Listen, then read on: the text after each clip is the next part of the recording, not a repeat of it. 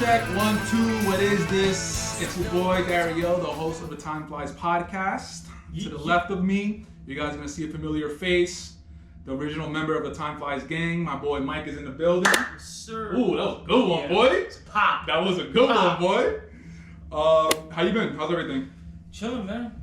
You know, regular. 1, 2. Maintaining. Trying Same old shit. to stay warm in these fucking New York cold streets. We were just, talking about this offline, but 35 degrees feels like springtime. It's a fucking problem. Facts. It's the coldest shit I ever experienced. If you guys, whoever listening to this, if you're not from the East Coast, first and foremost, thank you so much for tuning in. But yeah, if you're not from the East Coast and in the winter, if it's like 30 degrees, shit, even like 25 degrees, it feels like... I'll take 27. I'll take a good 27. It feels like spring. Yeah. So, before we move on, before we talk about today's topic, obviously, I want to say thank you to everyone who's been tuning in to the podcast on YouTube or on the audio side of it. Also, the social media. Social media, bro, I got 2,000 followers. Let's go. And low key, I've been doing Instagram since 2017, bro. Yeah. The Instagram account has taken different iterations, but like I always wanted to get to at least 1,000 followers, because like I wanted, as much as like it's kind of shallow of me to say that like, oh, I want people to follow me, right? Whatever. Everybody's a little shallow in this world. You have a business, you have a podcast, so. I mean, hopefully one day I can make this into a business. That's how you gotta think about it. Facts. But yeah, I mean, no, it's just really cool to see. Like, I was on it earlier today posting some stuff and I saw 2K. I was like, whoa, Let's go. that's awesome. So if you guys are following, thank you, man. If you guys are following on the social medias, thank you so much. Instagram, timeflies.1221, and everything else is timeflies1221 without the dot. But my boy, I'm mad slow. I'm mad slow because I never realized that the 1221 was you. My birthday? Yeah, I didn't realize that that's the tie-in. I always did. But yeah. Just something basic. Nah, it's all good, bro. Thread the needle. I always gotta check in with you. How are the girls? How's the family? How are you? Regular, bro. Yeah? Regular. No, life is life. Maintaining? Planes. Pushing That's through? It, just pushing. Alright, man. I'm glad you're in good health, my boy. Likewise, my bro. And you know what it is. So in today's episode, we're talking about J.Cole's last album with an asterisk. Yes, sir. Because we're not sure if it's his last album, but we're talking about the Falloff. But Mike, before we talk about the actual album, what I want to talk to you about, how did we get here? How did we get to this album? What events occurred that made this album so hyped and people were wanting for it? So having said that, of course, we got to start off with... What a journey. Yeah, we guys. I'm gonna. If you want to start somewhere else, let me know. But I was gonna start off with the beef that popped off. That's where it starts. Okay. We would have gotten this album 2 years ago if it wasn't for that. Facts. So the beef that kind of changed hip hop, which was 2 summers ago now, which is crazy to think. We're talking about Kendrick and Drake. So J.Cole had a featured guest verse on Drake's album, and the song was called First Shooter, and J.Cole's verse, I believe, is the one where he mentions the big 3. Yep. That's where. And then Kendrick, a few months later, hopped on Metro Boomin and Future's album. Fuck the big 3. Yeah, hopped on Future and Metro Boomin's album. What was it called again? I Don't Trust You. I Don't Trust You? I Don't Trust You. One of those good two? album, though, that first one. Absolutely. And then Kendrick... Damn, what was the name? Oh, crazy. What's the name of the song? Like That? Yeah. Yeah, right. It's just so much has happened within that it's hard to like... Especially that concentrated period of time. Yeah. Diss tracks back and forth. But... Absolutely. So then Kendrick has a verse on that track, and he comes out and straight up just like, yo, fuck the big 3. There is no big 3. It's only big me. And the whole verse is pretty much him going at Drake. And us as an audience, 2 years later, we know what has happened. Yeah. But that is kind of what popped off that whole situation. Mm-hmm. Okay, so now a couple of months after that Kendrick verse, J.Cole comes out. Stop me anywhere if I'm messing up or if I left out a detail. No. So J.Cole comes out later and he drops like a mini mixtape. And it's called Might Delete Later. He did. And, and the very last track of that mixtape is called 7 Minute Drill. And that entire track, he's dissing Kendrick. Yeah. But 24, 48 hours later, he deletes it. And he was actually on tour at the time, I believe. Yep. And Schoolboy was on it with them, I think. Remember? Like on the tour? Yeah. Okay. And then J.Cole, on one of his tour stops, it went viral that he literally like stopped the concert. He's talking to the audience, and he's like, "Hey, I want to take this time to publicly apologize to K-Dot." And he's like, "Listen, man, I didn't know what was going on, and I just want to apologize, and I want to bow out from what's going on, from what is about to really happen between you." He's talking to Kendrick right now. Between you and Drake. So he apologized. Yeah. So before we move on from there, that moment right there, that really put J. Cole in the spotlight, and not in a really favorable way. Yeah, exactly. Not in a favorable way. But I disagree with the majority opinion of that. Talk to me. Like, because and I still have this back and forth with certain people, certain friends of mine who also love hip hop, because obviously we come from an era, and the eras before us even more so, where, if you get down on that microphone, when someone calls you to the yard, you come out and you address it. So a lot of people held him to that, especially because, in all fairness, a lot of his bars are, I'm better than you as a rapper, which he is better than the majority of rappers, and he keeps getting fucking better. But everyone's stance was like, oh, so you were bluffing this whole time. So they, a lot of people hopped off the Cole train. Me personally, I thought it was some real shit of him to do. Because, what's funny to me too is like these other rappers jump in, and it's like, you can jump up to get put back down by Cole.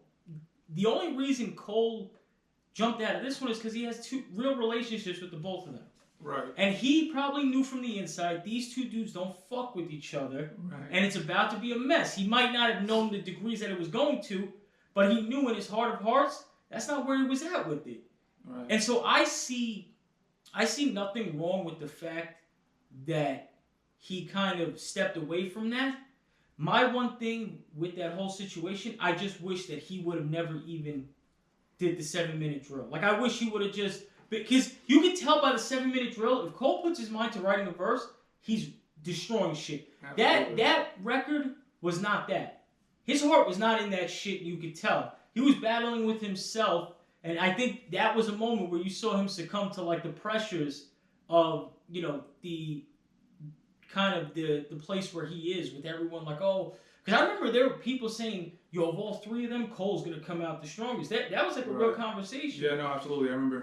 And I think, he gave in, he faltered, but you could tell he was never in it like that. So you're talking about even in the actual track of 7-minute drill, you were like, not really... I knew he could have went harder. Because Cole, when he puts his mind to a verse, he fucking knocks shit down. And so you could just tell by he was boxing the kid gloves. He knew Kendrick was his man. He didn't want to do that. So I wish he would have just made the call before that, because that's what really looked kind of crazy, is him taking that and, taking that stretch and then pulling back on it. If he would have just from jump in like, I want no parts of this too, maybe not get into detail, then... But he might... But, I mean, we'll never know. Maybe somebody will let us know, hopefully. But maybe he really found out information a half hour after he put out Might Delete Later, right? That literally could have happened. No, I think something came to his attention where it was like, this shit is about to get stupid. This shit's about to... And it did. It went to a low... Because... Probably someone from Kendrick's camp told him. Exactly. It's that type of shit. And I always got the vibe, way before any of that shit happened, that those two dudes really just didn't like each other. I don't know what it was. I remember, Kendrick on, and not to, go too far into this, because whatever, but Kendrick, when he did, like, the BT Hip Hop Awards Cypher. Yeah, and nothing been the same since they dropped Control and tucked the sensitive rapper back in his pajama clothes. Ha ha, joke's on you, high five. I'm bulletproof, your shots will never penetrate. Pin a tail on a donkey, boy, you been a fake. I got my thumb on hip-hop and my foot in the back of your ass. Aftermath, get the last laugh. I serve like Master Jeffrey, jump on his curve, turn the shot into a verb. If you let me, you know I'm a killer. I'm on your head, you know I'm a killer. The West Coast, Costa Nostra, under oath till it's over, you're over O's. So what the Even mean, with the Control verse and Drake's reaction, you could tell there was a different level of disdain between the two of them. You had the King Kunta verse, and they've been barring back at each other for a long time. It never seemed friendly. So, yeah, but you know what's also a little weird about that is that, we were talking about ASAP before recording this. Like, Drake had ASAP, and I think it was on the same tour, the Paradise Tour? Yeah, that was his whole thing. What did he say in Club Paradise? No, it wasn't Club Paradise, but that was the name of the tour. But he said it on another record. I think it was 4 p.m. in Calabasas. That people were trying to pressure him to take other people, and he said, "No, I want Kendrick and Rocky." And right. Okay, I do remember that now. Yeah. Some like people in this camp were trying to get other artists. Yeah. Got it. Yeah, but like, it's just weird because Drake is having these beef with ASAP. He's having this beef with Kendrick. But like, there was a point in time where they were friendly, where they were cordial, where they were like, I mean, to a certain extent. You know why though, and that's why. It's just business. I don't know. Because that was the fake friends era of hip hop. That was them coming off the era of if you're Dipset, G Unit, the lot, you're all beefing with each other. So they I think tried to do things a different way, where it's like, oh, we're all buddies, and they weren't really all buddies. Like, Cole was probably the only genuine one who really fucked with these dudes like that. The rest of them were low-key competing with each other, but acting, chummy and smiling with each other. But I don't think it was ever really like that. They just made it seem like it was. True. I mean, I think we'll talk about this a little later, but it's kind of interesting, too, because in this album, Cole takes some shots, and there's a shot at Drake, I think. And it's it's in the 39 intro. I'm definitely gonna bring up the lyrics later in this podcast. Yeah. But I just wanted to throw that to your attention. Okay, so now going back to the moment in time where J.Cole, he apologizes and he takes back the diss 7 minutes early, takes it off Mike the League later. Okay, help me out here. From that moment on, Cole is like, we know that he's around, but he's not really dropping anything. He's not dropping. Actually, the weird thing is that he popped up in a very peculiar place not long after that, and I think it was on the second project of Future and Metro Boomin. Remember, he had the verse Red Dread, I forget. He had a verse that I think was recorded prior to the whole shit going down, but that's the next place that I think you hear from Cole. So he was on, I think it's called I Still Don't Trust You. Yeah, so he was on that one. He was on that one. Let me look it up right now, but okay. Yeah. So he was on that. So from there, then it's not really much, right? Bike around. Yeah. Okay, so it's not really much. Not a lot going on. Okay, so I'm going to the track list right now. I'm looking for J.Cole. The last track on the first disc is called Red Leather. Red Leather, that's what it is. So that's where he popped up. Rocky was on the second disc. He was on track 6 called Show of Hands. So where he was taking a shot at Drake. Really? Yeah. I gotta go back to these albums. The first one was fire. That one was. The second one was kind of like. The second one was it more like an R&B joint? It had like a more like R&B feel to it. That's what they were going for. Okay, so now going back to Cole. Okay, so after that placement that he had on that track, Red Leather, up until more recently, Cole, we don't really see him. Into the dark. Okay, we don't really see him. We don't really hear of him until a week or two prior to the Falloff dropping. Yeah, this is what he does.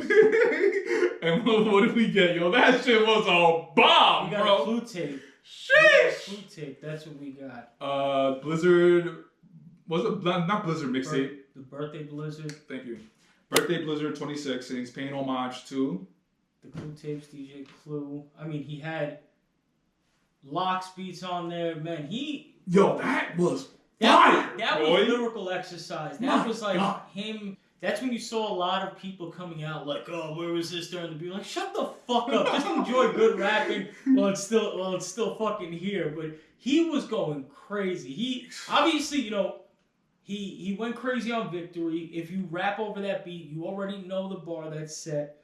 For me, it was the Money, Power, Respect that he just went crazy. Yeah, that's the last one, right? Yes. 99 build? Yes, yeah. 99 build. So the first one's a Victory Stupid. beat. The first one's a Victory beat. That's Bronx Zoo. Mm-hmm. The second one, do you remember which one it was? What beat? I forgot. Can I Live? Can I Live? That's the Golden Goose freestyle. Yeah. The third one is Winter Storm freestyle. Do you remember the instrumental that he rapped over? Who Shot You, and then the last one, Money, Power, Respect, which is the 99 Bill freestyle. Yes, I'm with you. The Money, Power, and Respect. He went absolutely ape shit, bro.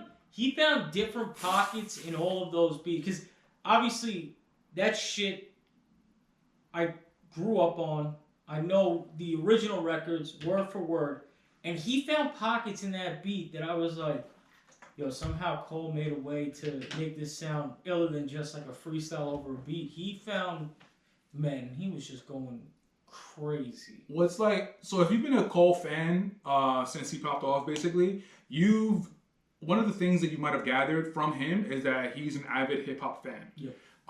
He respects the history, he respects the culture, and if you're not familiar with the DJ Clue mixtapes run back in the day, they had pretty significant value to hip hop and the game, and that was the thing. Yeah. So basically, if you were able to hop on a DJ Clue mixtape, you were like pretty much hot shit at the time.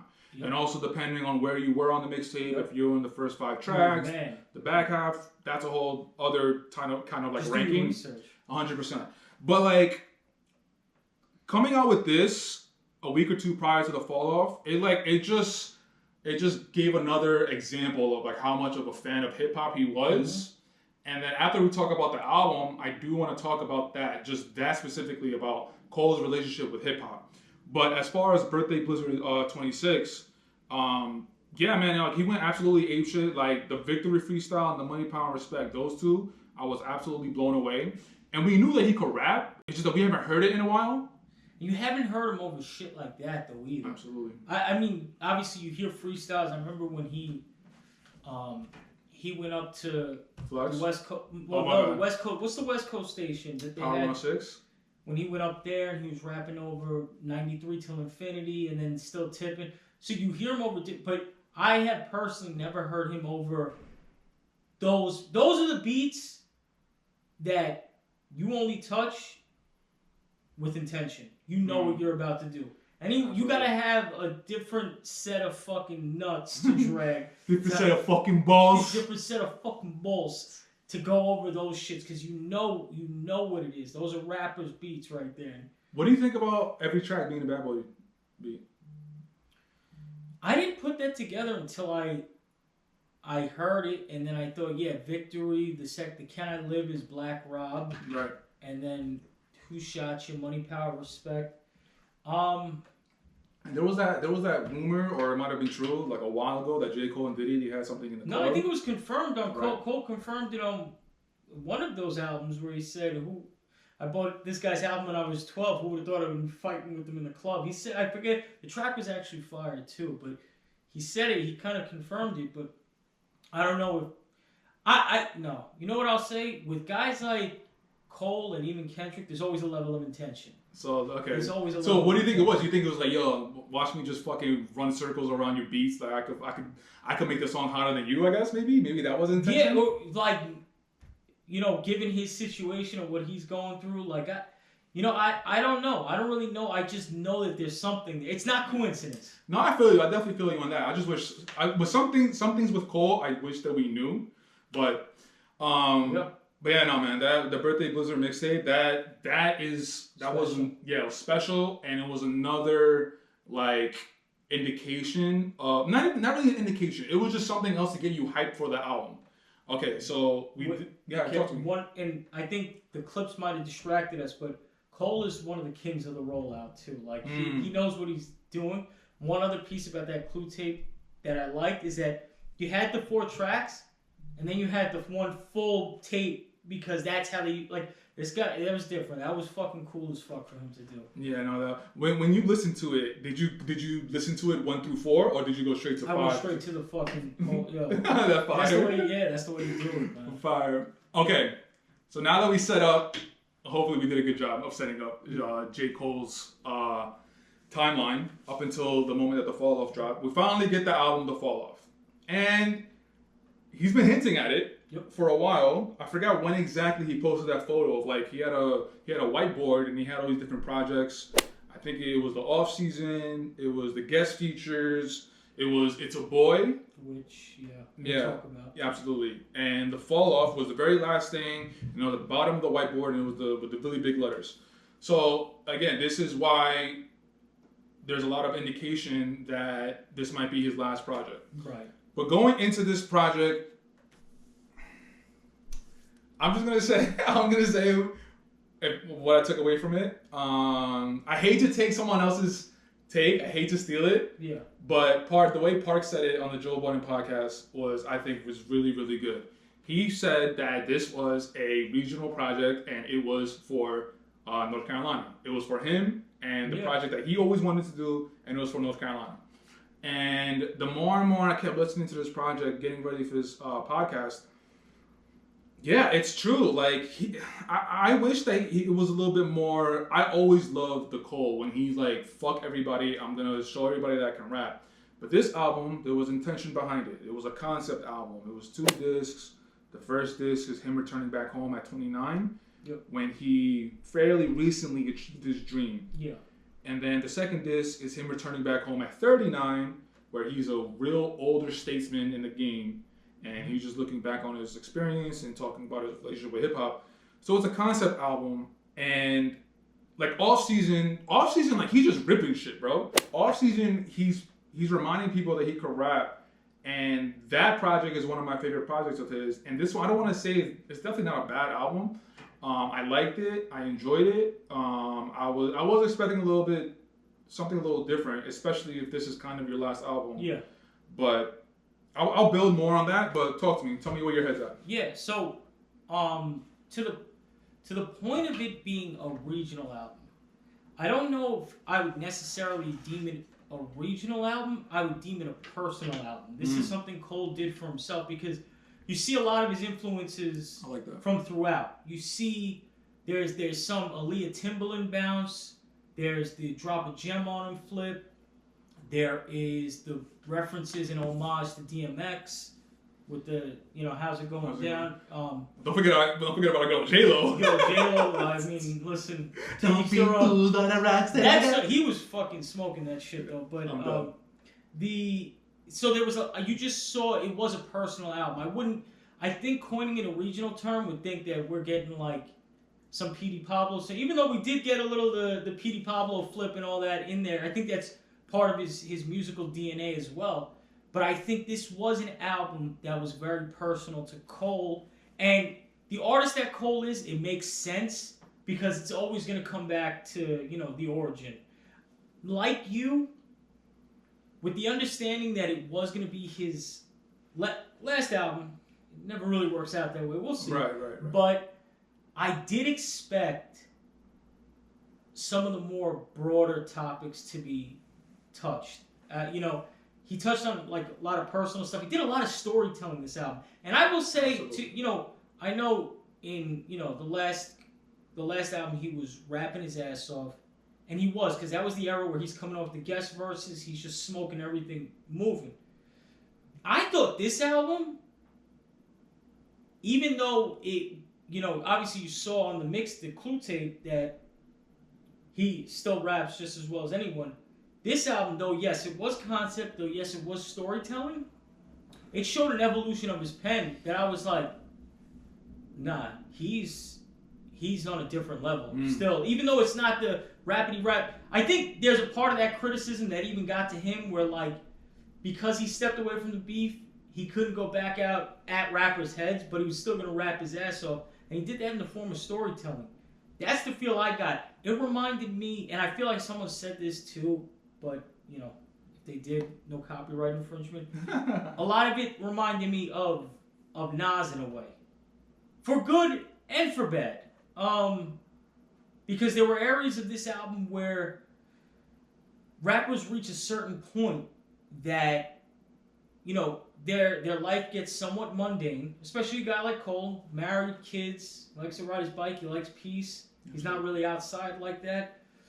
And you have to get really abstract and really creative for songs, because the motivation from just life itself may not always be there. So he was drawing a lot from the hometown experiences growing up, which is cool for me. Where it went a little awry for me, like I still love her. I love her. The Common flip with the didn't particularly care for that. I thought that song, and so many people have tried it. Right. Understandably so. Just leave that alone. Common did that right. And I understand there's always new events in hip hop, so there's always a new rendition. Let that song be that song. It had its time. It came at an important time. And listen, it's his artistry, but it was just a little too creative. And then the Pac and Big record, get that the fuck out of here, bro. I'm sorry. That had mixed reviews. As soon as I heard it, I was like, I can't do. Like, get that the fuck out of here, bro. I cringed a bit. I couldn't handle it. Like, oh man, Cole. Like, we're not. We're just talking, man. We're just talking. We're giving our points of views, but like, it's not honestly. When I heard that, it wasn't even about like how he was rapping. What really irritated me is like I don't want to hear this. Like, but that's what I mean. It's like I don't care for this. Like, yeah. I don't care for and that's what I mean. It's like sometimes these rappers, they want to get in a different creative bag because life itself doesn't do the inspiration anymore. But it's just like why are you putting that on this album? It's like this is quote unquote your last album. Why do you feel that you need to talk about Pac and Big's murder and like the effect that it had on hip hop? Like why is Pac? I get it. Pac and Big, they're one of the biggest hip hop artists ever. I get it, and we don't know what could have happened if they were still alive and here with us. But like a part of me is like, yo, that it happened. Like we gotta move on, bro. And that's the fact. But that's another. Like I said, like at the start of my rant. I'm sorry, TimeFlies listeners. I always do this shit. But the fact of the matter is, like, this album, for better or worse, reminded me a lot of Nas. Storytelling and rapping ability, Nas. But the negative of that, Nas did have a lot of moments where he tried to get too abstract. I think of like the Hip Hop Is Dead album. He had a song on there. I forget what it was called, but he had like the James Cagney voice doing like hip hop, yeah. Like, but it's because these guys are so creative and they need an outlet to just let the creativity fly. So you get experimental. I just don't. Yeah, I'm not here for that. You rap well. Just put some shit over fire production because they're what. Listen, I thought he was rapping very well. Absolutely. Speaking on Nas, if you guys are checking out this video, Mike and we actually did a review on Nas and DJ Premier's album called Lightyears. Go check that out. Link in the description. Hit that like button. Subscribe to the channel. That'll be a big help. Going back to your point of Nas, another similarity, especially on this album, I believe Nas had a track called Rewind, where he's telling a story backwards. And if you want to call it the first single of this album, was the second track on this too, which is The Falloff Is Inevitable. And J.Cole is rapping backwards. He's talking about his life from the beginning point of like the beginning point of the song is the ending point of his life. Going back to the beginning. The video's fire, but that goes hand in hand with what you're saying as far as like being creative and these guys are trying stuff. So that's another similarity between Nas and J.Cole. It's like they're going to try it. They're going to try it, and they're going to try it on a large scale. Like, they're not going to try it on a throwaway track or a mixtape. They're going to try it on their fucking album. And some of it might hit. The rhythm of it. Some of it might not. I Gave You Power. That fucking hit. Stop. It's one of the best concept tracks of all time. But yeah, just I guess if you want to say anything else about the Big Pac track. The Big Pac track, I just want to move past. I want to move get on that from. The fuck out of here. But to go back to, I appreciate the personal element of this album. I really do.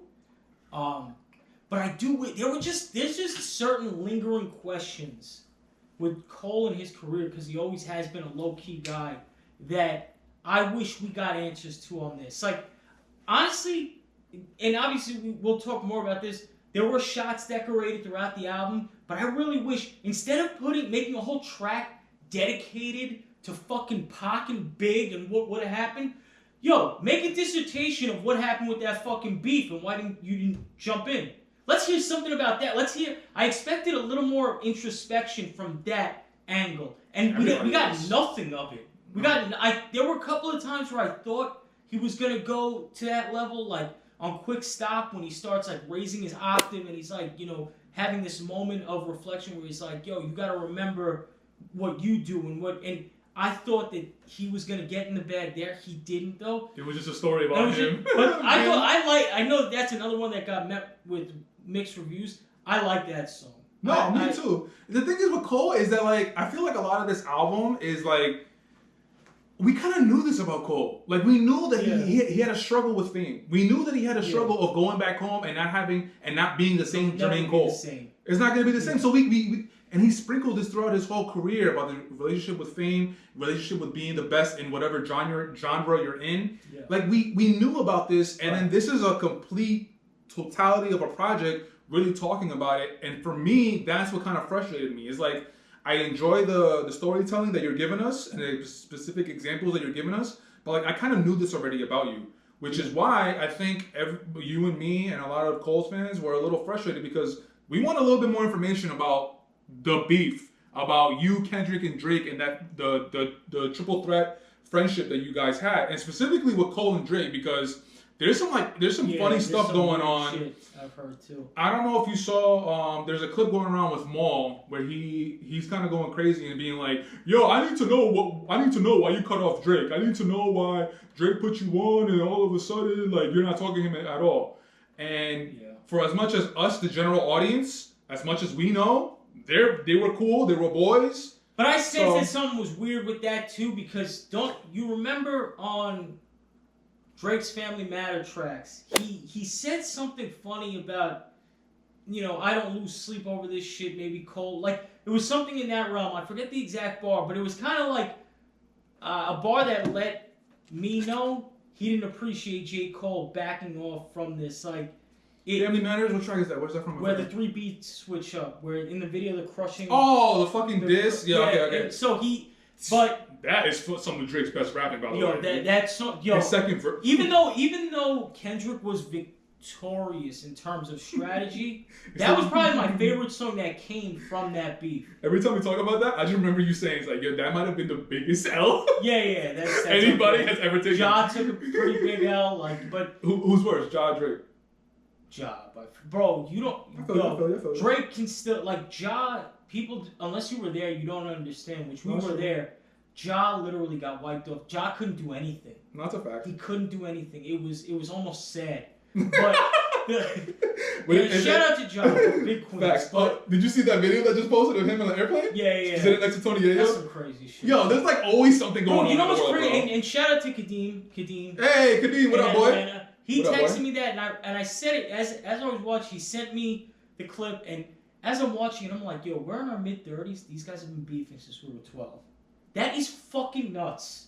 But I digress. Right. One other thing with the Cole, because we expected more introspection from the Kendrick, Drake, Cole Big 3 situation.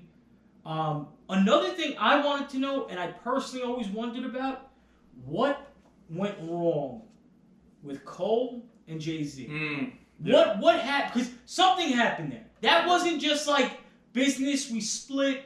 Something happened there that we don't know. And I thought we might get some insinuations of it, something. We got nothing, bro.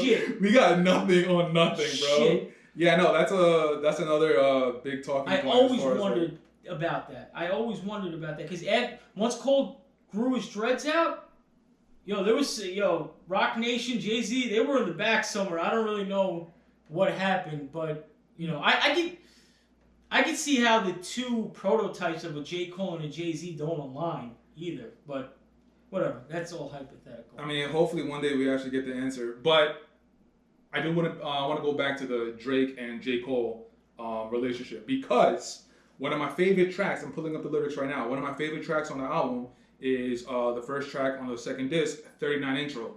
The second half of that song, Cole is ripping shit, bro. Yeah. He's going crazy. But the exact lyrics, it's a direct shot at Drake, and I'm going to pull it up right now. Give me a second. You want me to rap it, bro? Because I can rap it. Rap it right now. I can rap it. For the TimeFlies audience. Hold on, give me a second. I got to get the... Let me play like 2 seconds of it, because I got to get the cadence. Give me a second. Said it, yo! All right, bet. Here we go. Yo, this is the only time you're gonna get me rapping, and it's only because I can read the lyrics. Exclusive. I'm dead. I'm pleased to report, after many attempts, I climbed down from the mouth of the gritty abyss. The anatomy of an idiot. Who witty is this? My mind frame has been tamed with Nvidia chips. My rhymes are like shrines for the city I miss. Where in time I found beauty in the hideousness. My tongue can set fire to some, inspire the young. I put a hickey on the titty of the prettiest bitch. I'm number one, you getting the gist. Anything lower, you better reconsider your list. Play my song when I'm gone. I'm a style, be a myth. Even God gonna wonder how the fuck did he exist. I mean, could he have just slipped through the cracks and let a nigga into heaven? So I went through the back. And when I entered, I saw an old friend that I dapped. He said, please, nigga, kick one of the infinite raps. Okay, I flip on tracks. Long as the beat is on fire, my grip on rap stronger than needle nose plies. So kick on back and enjoy the fresh sound. The best round of black getting rich off rap. I'm from the town where they zip raw packs. We never seen a trampoline put a brick. You could flip off that. Well, damn, try to compete, but they just fall flat. A lot of these weak niggas pick where I lip off at. I never trick off racks. I stack what I attract. The money talks to me and they lack the dialect to reply back. As I crack the fire axe, light reflects when the half-black messiah raps. Fayetteville where they strap like Iraq. The knocks in the trap with an axe to hire rats. A man dead cause the feds slapped the wide tap. His dog had his back, so they whacked the chiropract. Chemically imbalanced, dripping style in gallons. I write screams in my dreams just for the challenge. Woke up in ice cold sweats cause the cold flows I chose next. I like both sets of both flex. Hold your breath for the pros I profess. Cold the goat, fresh like a juice that's cold pressed. No rest to those who oppose, I don't stress. Cold the goat, fresh like a juice that's cold pressed. No rest to those who oppose, I don't stress. Rap niggas gotta be in vogue to pose threats. What was the marketing campaign with Drake and 21 when they did that album? That's a direct shot, bro. That's a direct shot at Drake. And, I mean, part of me, I just wanted to rap, you feel me? Yo, Rock Nation signed me, you heard? But yeah, when I heard that, I was like, yeah, there should be no, like, there shouldn't be no funny business around. Like, yeah, that's a direct shot at Drake. I wish you would have gotten more. Oh, that rapping? Well, what? no. Well, but just like a little more insight, even if it is, because us being the listeners we're gonna catch those. We're gonna appreciate those. I wish there was a little more of that. Even though you got a few here and there, but yeah. Yo, but you don't like I Love Her Again? Nah? Not to go back. You know, obviously you shouted out the Nas and Premier episode, but one of the topics we covered is, you know, if there's a benchmark on something, whether it's, you know, Mobb Deep or Nas, there's certain heights that can never be eclipsed for me personally, right? I Used to Love Her is something Common did. It's, in my opinion, a monumental hip-hop track, the way he personified hip-hop as a woman. No, 100%. And yeah, it's just anyone who comes after that, it just doesn't have the same effect for me. Like and once again, I was partially already bothered by that point in the album because we're getting that either right before or right after the Pac and Big track. That's right before it. I'm like, because I enjoyed the album sonically. I thought he was rapping well, but I knew that I wasn't getting the information that I wanted or what I thought I was going to get out of the album in terms of what pocket he was really going to go into. And so I hear that and I'm like, I don't want to hear this shit. I want to hear you talk about shit that fucking, the real shit. But, I feel you. You know, that's kind of, that might be a track. The Pac and Big thing will never happen for me, but that might be a track where I might be just riding around listening to it. It might come on and it might hit me a little differently when I'm just listening to it. But in that moment when I first heard it, and even on a couple of other listens since, it's like, I don't know. No, so that's a perfect segue into one of the tracks that I didn't like on first couple listens, but like the more I've been listening to it, that actually came around, is on the second disc, Only You with Burna Boy. Yeah. That shit grew on me, pause. I don't know, like the first, because the song right before that is Life Sentence. And he's talking about his girl, his wife.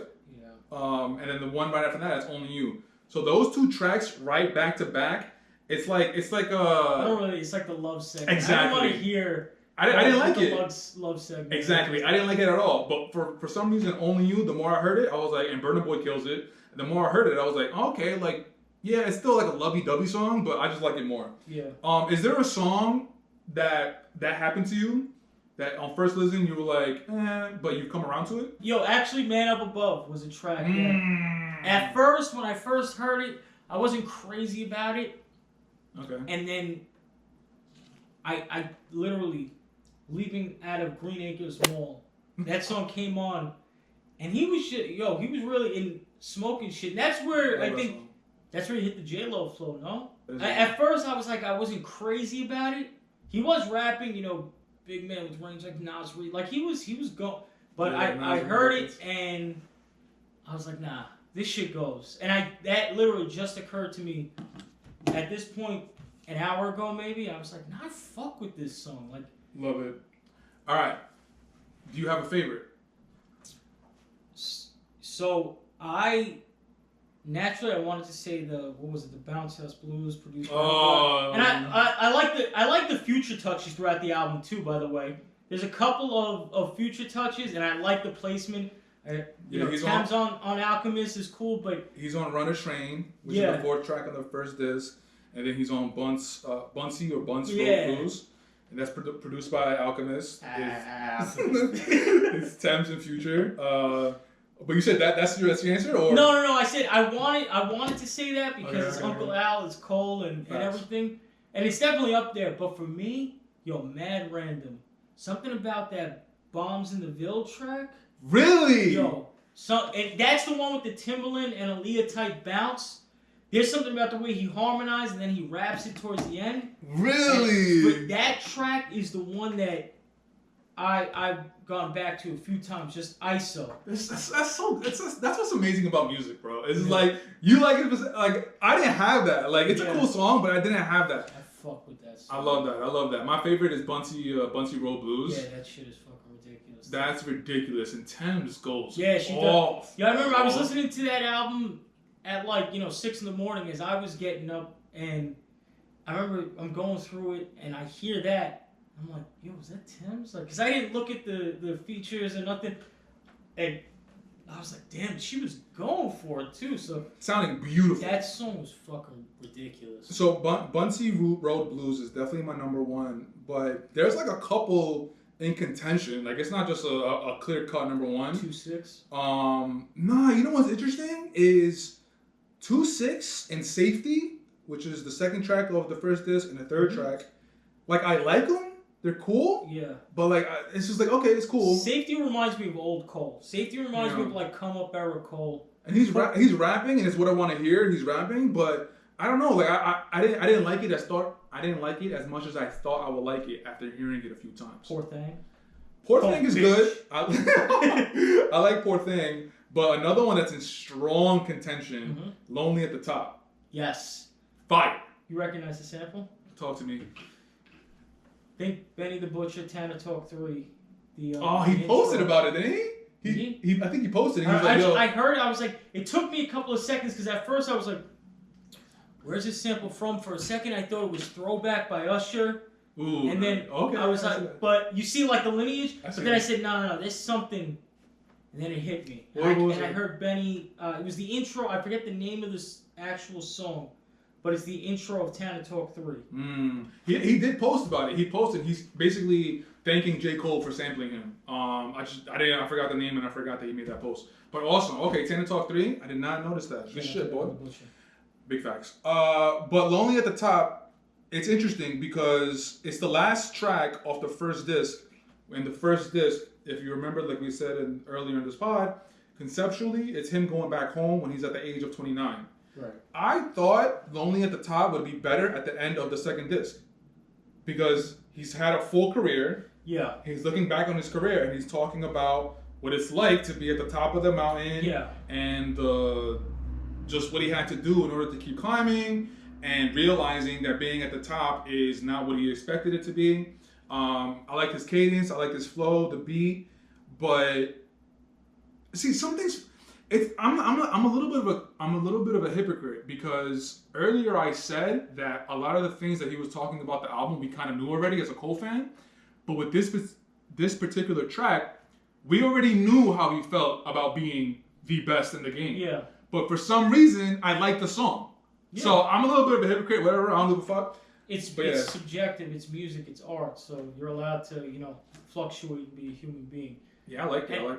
Yeah, and I agree with your point of view in terms of it might have fit better at the far end. I thought not to get too far off topic, I thought the first disc was exponentially better than the second. Personally, I was gonna ask you that. Okay, exponentially, huh? Yeah, because I feel like I could listen to the first side really without skipping anything. There wasn't really anything that I was like, I gotta get off this. Whereas the second disc is where you have Love a Dub Dub Cole with those 2 fucking tracks, Life Sentence and Only You. And then you have the Calming Tribute and the Pac and Big shit. And I also didn't like, I guess that's what brought me to, I feel you on that Lonely at the Top, because I didn't like the way it ended on the second disc. I wasn't really huge. Yeah. This album, I feel like, would have been a lot better if it was just narrowed down. If it was just cut down. Like a lot of albums we talk about these days. You cut some of the fat out, and I think this would have been something more so. I thought it was a good album, but... No, and that's another talking point as far as like double disc albums. When you talk about when we talk about the history of double disc, we got Tupac, we got Big, we got help me out here. Well, the most monumental is the Pac, the All Eyes on Me, right? Big, Life After Death, right? Wu-Tang is forever. Wu-Tang forever. So, I feel like, well, I'm not sure. Maybe you could answer this for me or have a better understanding of this than me. I know that Biggie and Pac, I know those 2 albums, I know that it's considered a classic, right? But the Wu-Tang, is that double disc album considered a classic? Or is the conversation like this, if a few tracks were stripped down, that would have been a classic? Or is it kind of like a general consensus classic? So I think, to me, it is a classic because that's them after the fame with all their styles like refined coming into the album. I can't really think of any tracks off top that could have been removed that it would have been, but the Wu faithful, which are equivalent in the rock world to like a Grateful Dead faithful, will always swear by 36 Chambers because that's 100%. The holy grail, which always makes it hard for the following act, whether you're Nas with Illmatic. So I think that may kind of overshadow the greatness of Wu-Tang Forever. I would say that it is a classic, and I would go as far to say the general consensus is that it's a classic. Okay. Especially because it's Wu-Tang in the era of the shiny suits and the the bad boy reign. So I think it was after that point that the Wu-Tang albums went. Yeah, a little bit by the wayside. But double disc albums, that's always gonna be a talking point. Like you have a lot to live up to, and with this album in particular, people are saying that if you took some songs off, this could have been a classic. Like you said, if you stripped down a few songs. But it's interesting that you said this one for you personally is that's a big word. Yeah. Exponentially better. So okay, I wanted to ask this: the first 4 tracks off of each side. Yeah. So this 29, this one is the 29 intro, where it's the Carolina. Who sings that? Yeah, I forget his name. Damn, it's a nice song though. It's like it is. Carolina. Yeah. I forgot the name. I just saw a video.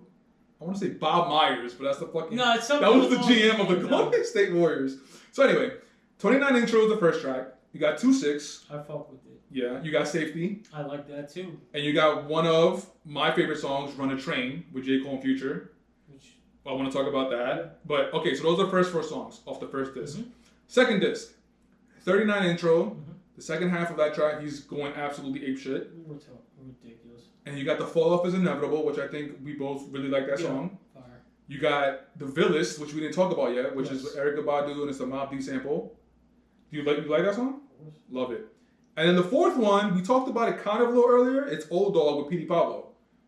Yeah, I fuck with Old Dog. See, and if you're looking at the first 4 tracks of each, that second disc is looking real good. That's where I'm leaning. I like the second disc opening 4 tracks more than this one. It's the other half. For you. It's the other half of...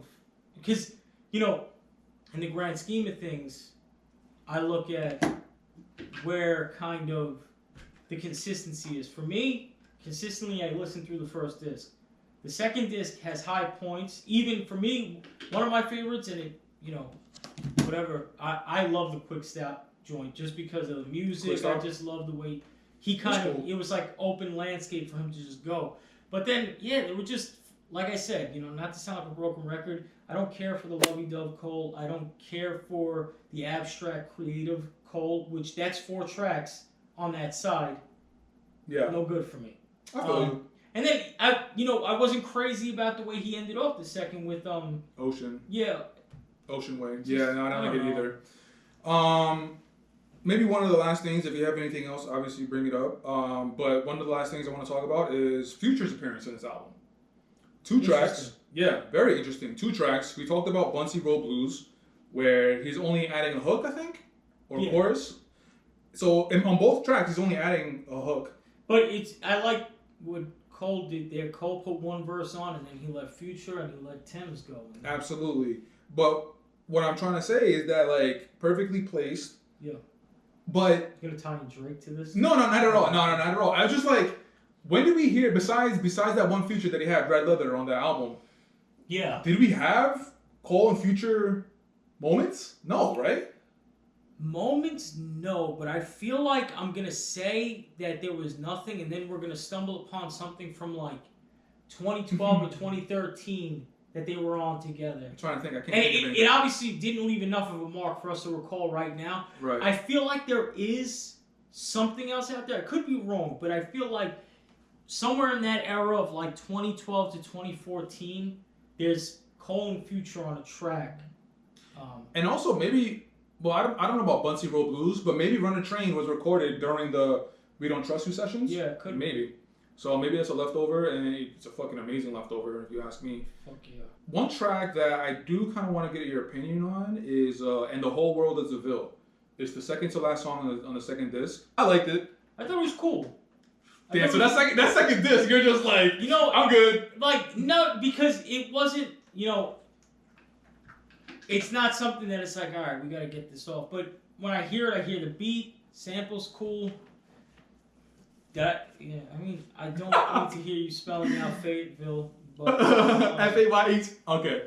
Mm-hmm. Cole has been on a rollout, if you will, talking about the album.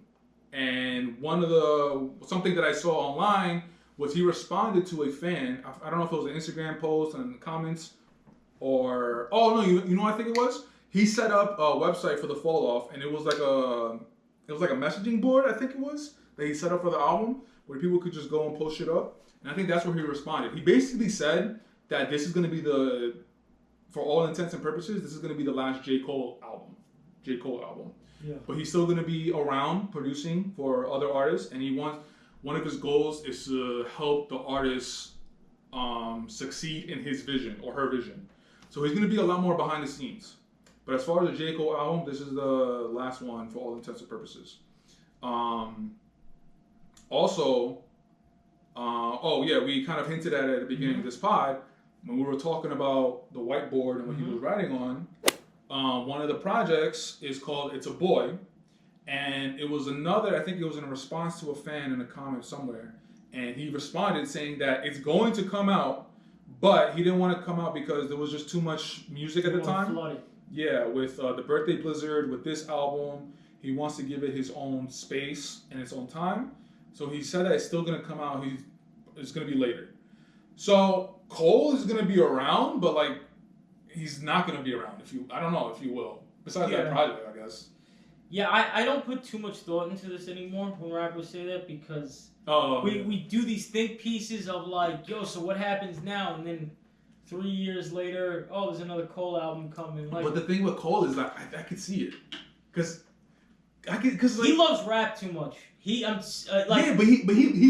right. He loves rap too much, but he hates what comes with rap. So he could do shit like those Clue tapes, like he's going to the bathroom.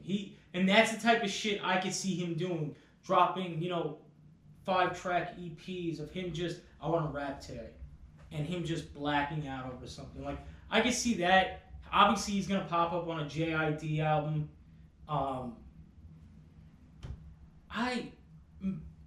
I don't personally think it's his last album. Might be the last album for a while. And I don't think he's going to go completely silent. I think we're going to get Cole, whether it's, you know, like I said, random tracks here and there. The guy, as he hates fame, so he's backing up over that portion of it. I always think of, there's a Dennis Rodman quote where, you know, he said, I'll play the game for free. It's the bullshit that you get paid for. It was in The Last Dance. Yeah, and that's what Cole kind of emulates in the way like that he's going. So he loves rap. I feel like he might back up off the spotlight, but he can't stop. The project It's a Boy, I feel like it's gonna be like a sequel to For Your Eyes Only. That's what I heard. I remember when the whiteboard came out, they saw that was the speculation around it. And For Your Eyes Only. I only heard it a couple of times. No offense, Cole. That was definitely another personal project, so no offense. But so yeah, J.Cole said this is the last J.Cole album. But do you remember on KOD, he had a song? My favorite Cole album, by the way. But. Really? Interesting. He had a song on KOD. I forgot what was the name of the song, but it said featured Killed Edward. Yeah. Killed Edward is J.Cole rapping, but under another moniker. So I'm wondering. Please don't do that to us. What? Please don't give us Kill Edward projects. That fucking. I'm not saying it's gonna be Kill. Yeah. I'm not gonna say it's gonna be Kill Edward. But what if he comes out under another rap name? We don't know if it's him. That could happen. Like MF Doom coming out the mask on. No. Yeah, just a completely. Yeah, no, you just wouldn't. A fucking rapper by the name of like, Shy Glizzy. Yeah, like. Who's the actual rapper? Bad example, but whatever. Yeah. You know what I'm saying? Like maybe he could do that. So that's a possibility.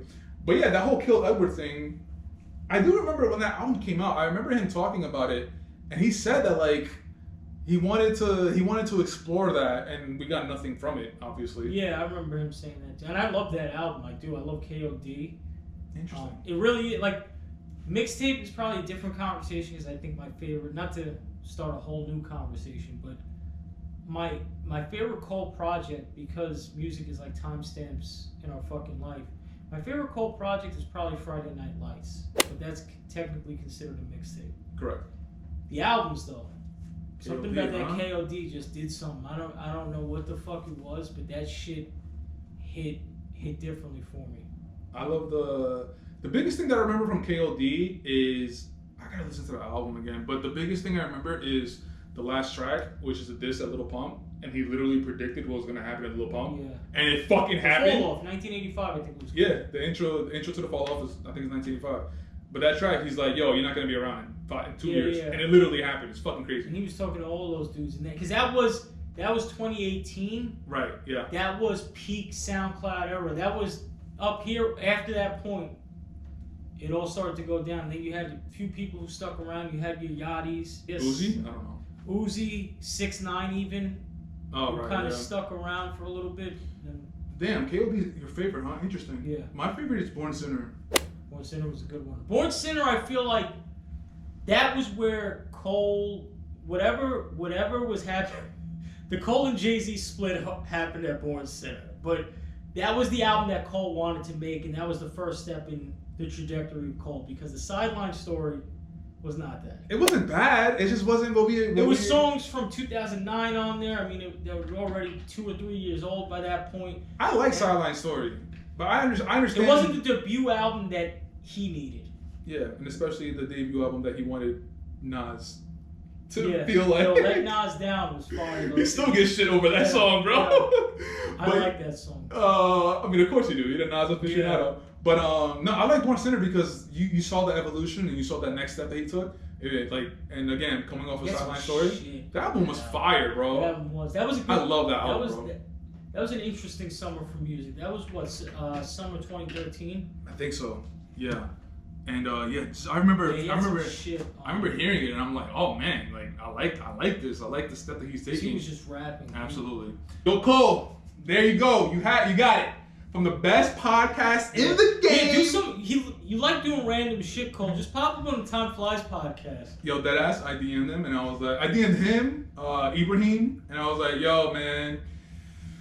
The reason why I DM'd him was because he posted something else. He said the 1 day review of albums is killing hip hop because everybody's doing half hour later. Sure. Fucking annoying. So then I DM'd him and Ibrahim, and I was like, yo, my boy and I, we're going to do a podcast next week, because when I like all these other podcasters, we're going to listen to it. I mean, obviously, I didn't get anything back. All right, you gotta try, man. But yeah, Cole, there you go, bro. There's our take of the album. Hopefully you don't retire. Hopefully we get more music and just more creativity from you. Facts. All right, so as far as time flies, you guys can first and foremost hit that thumbs up, subscribe to the channel. The YouTube is growing a little slower than I would like, but we're still making it happen. So if you can hit that subscribe button, that'll be a really big help. The links for all the social media will be in the description below. Instagram, Twitter. Instagram, timeflies.1221. Everything else, Twitter, TikTok, timeflies1221 without the dot. But until next time, my guy Mike, Always. thank you so much for joining me on this episode. Appreciate you hearing your input on hip hop. And again, if you guys are tuning in for the first time, this guy is the music encyclopedia, aka the hip hop encyclopedia, aka the Nas aficionado. It's my guy right here. But until next time, we'll check you out on the next episode. Peace.